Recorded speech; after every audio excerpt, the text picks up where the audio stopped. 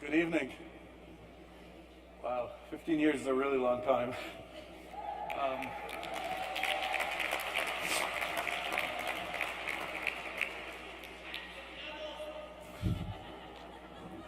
we started as two people, and every day more and more got involved. It's been an unbelievable journey. And there's so many people to thank. I mean, all of our supporters, our board, our staff, our host committee tonight, thank you. There are a few people I do want to highlight. 16 years ago, I had a volunteer meeting on the University of Pennsylvania campus, and a woman named Lindsay showed up. She was the only one to show up at the second meeting, and we're married today.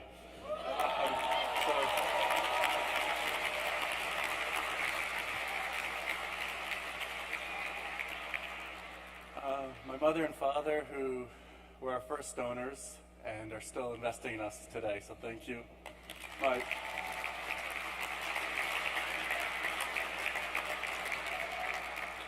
is a real family affair. I have a lot of family here. My brother, who came down about 9 years ago to see what was going on for a few weeks and stayed 6 years.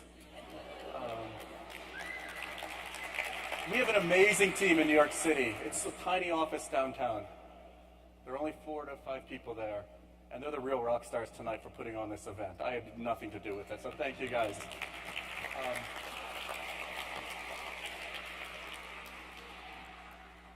Two of our executives are in the room, Jana and Jordan, who joined us 12 years ago and helped grow this organization from the bottom up.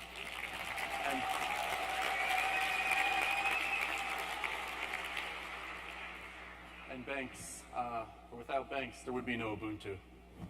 You've taught me more than anything you can ever imagine, so thank you, Ubuntu. We have never before honored anyone at a New York City event. We chose to honor Frank and Janice on our 15-year anniversary because they took a chance on us. It's about 13 years ago. I had much longer hair then. They took a chance on us when no one else would. You've poured yourself into this organization. You embody the spirit of Ubuntu, and we love you. And just thank you so much. We would not be here today without you.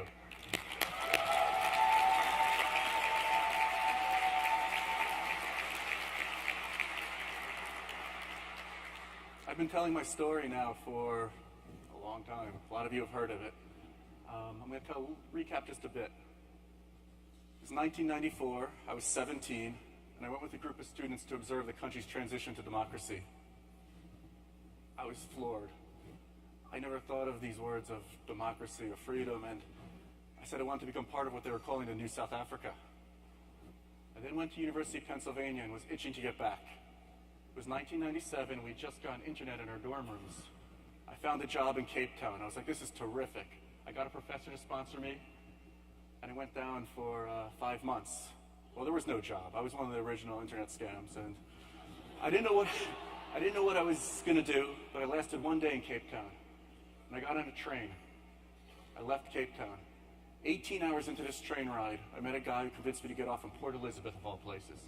Little industrial coastal town, sort of like a Detroit of South Africa, place people leave they don't go to, and I hope no one's from Detroit.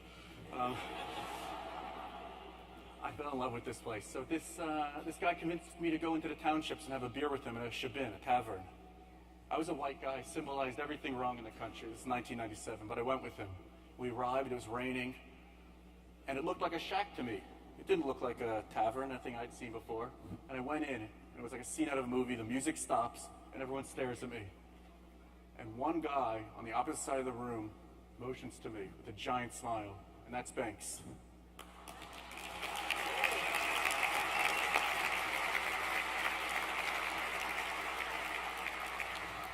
Well, I moved in with his family that night. I spent 5 months living and working in the school that he taught in. That night changed my life forever.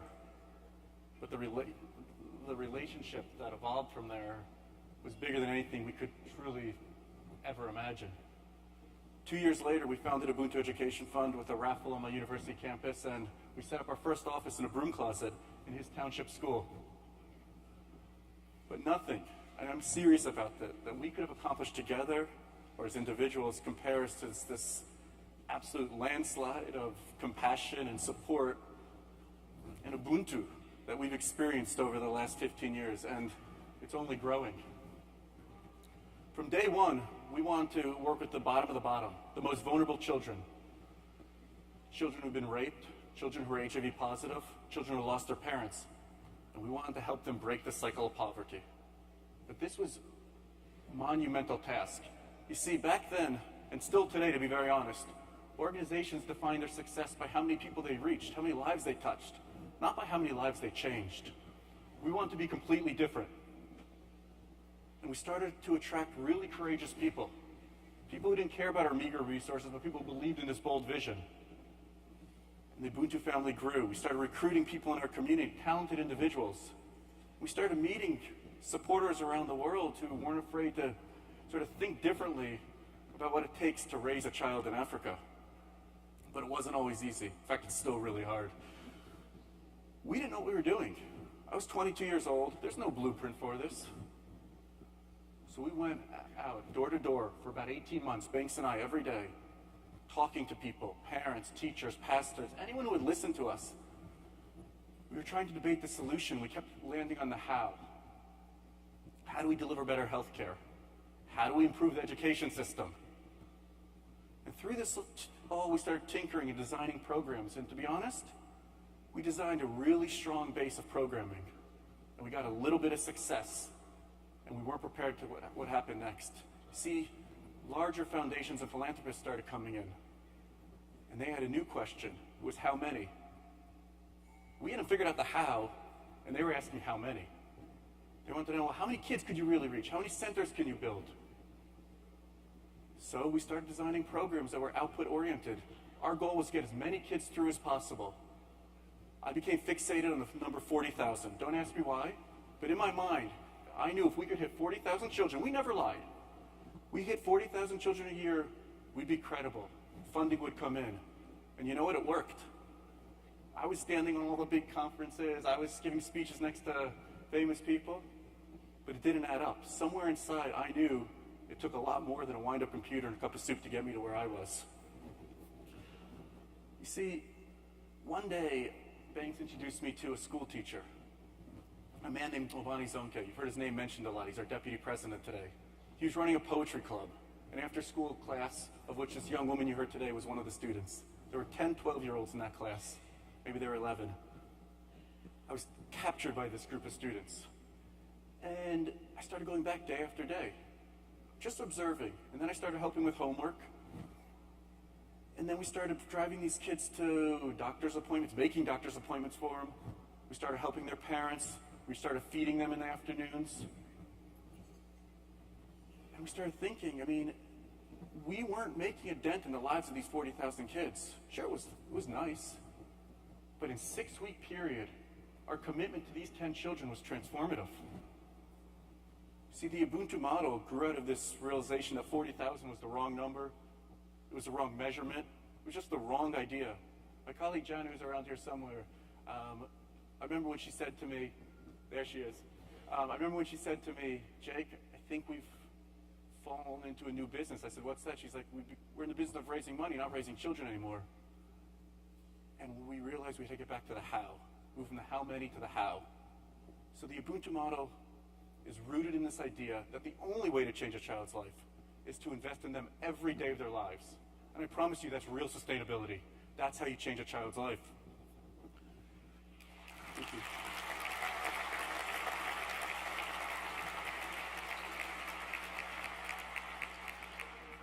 Think about what you do for your children, the doctor's visits, the parent-teacher conferences, the family meals, the summer. It goes on and on. I could stand up here for the next 20 hours and list things.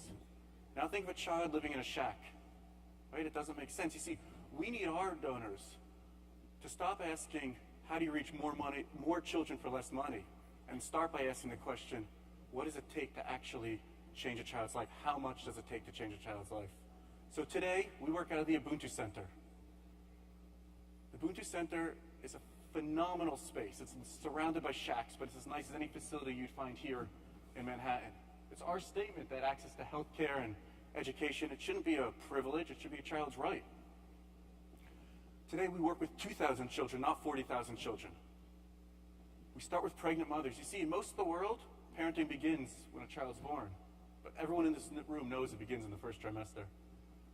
We ensure a healthy birth, HIV negative, proper birth weight, and then we work with these children, medical, psychosocial. We go into their homes, make sure there's a stable home, because there's no point in working with a child in math and science and sending them into a home that's not stable. It's a bad investment. It sounds crass, but it's true. We are here today celebrating 15 years, but I'm also here to tell you that it's just the beginning. Truthfully, we're just getting good at what we do. We have a clear vision for the next 50 years. We are going to rewrite the narrative for our development sector. Over the next 15 years, we will take these 2,000 children that are currently enrolled and ensure they all gain proper employment.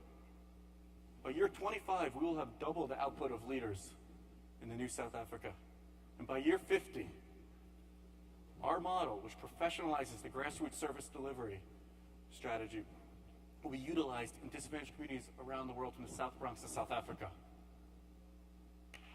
Thank you.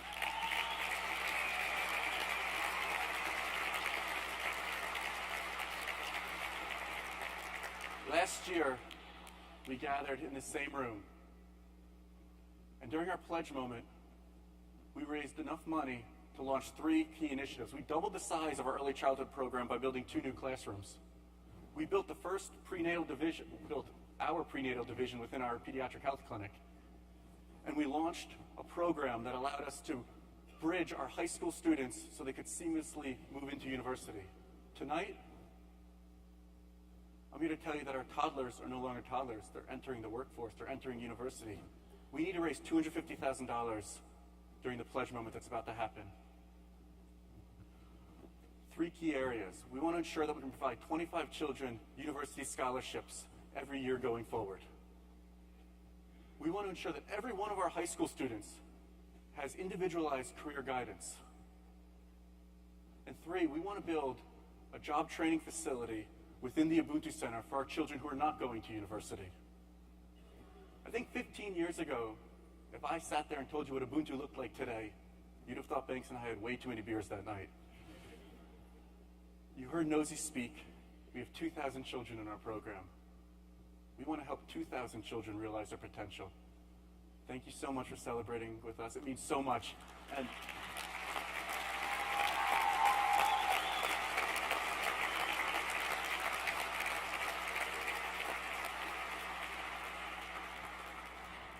please get involved and support us. Thank you.